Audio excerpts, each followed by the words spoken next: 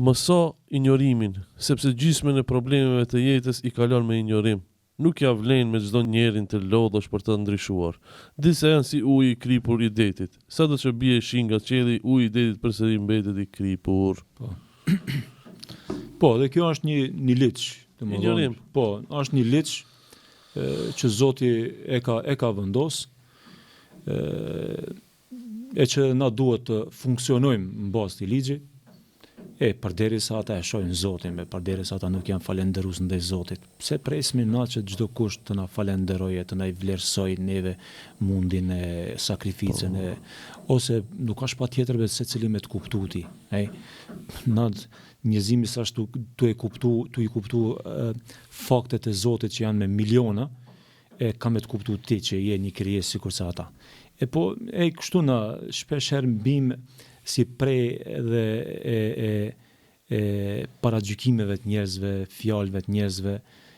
Kështu që unë mendoj edhe besoj edhe kështu duhet na me vepru. Injorimi është ëmp i cili. Mos u lodh me çdo njëri. Mos harxho kohë me çdo njëri.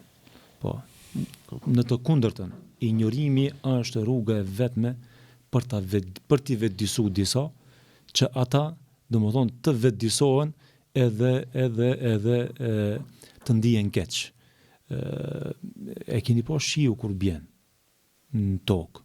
Sa pika bien? Pse di me numra. A çdo pikë i ban dobi tokës? Jo. Çdo pikë si ban dobi tokës. Se disa pika bin në ngurë s'mbjellet kur gjë. Po. Kështu që disa janë çështu. Po. Kështu që mos më mundu se cilit më dhon shpjegim.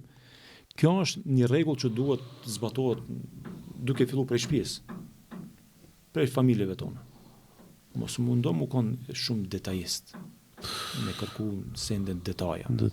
Qysh kanë thonë njerëz të mençur, njeri suksesshëm në familjen e vet duhet mi pas dy veti.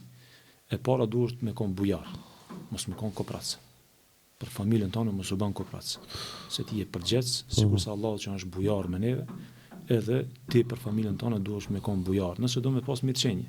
Dhe e dyta, vetia e dytë që duhet me pas, duhet me injoru gjanat. Për shembull, për çdo detaj nuk bën me bë problem. Pse kështu, pse ashtu? Kaloj, sikur se nuk e pash, sikur se nuk e dëgjova, sikur se nuk e nita, sikur se nuk kesh prezent.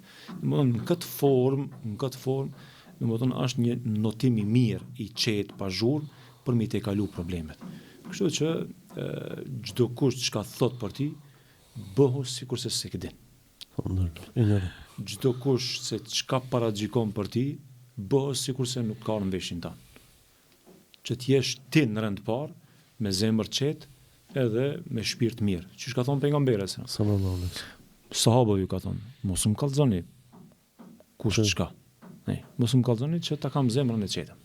Zdumeni. E janë kundërt. Çka thonë? Ama këta i bojnë dëm vetes. E gulfatin mendjen, e gulfatin shpirtin, edhe apet nuk mbrin aty ku doin me mbri. Por jesin në vend, dhe këta janë njerëzit më të pasuksesshëm në jetë. Vallai, këto janë njerëzit, historia ka dëshmu. Edhe kjo është ligji i Zotit. Njerëzit që janë detajista, që mundohen çdo fjalë, gjasit, që mirën me paragjikime, që mirën me kështu, që mirën, këta janë njerëzit më të pasuksesshëm në jetë. Po edhe nëse ka shumë dije. Edhe nëse ka shumë kapacitet. Po është i kësaj natyre, i këtij kalibrit që gjithmonë ka me dështu një jetë.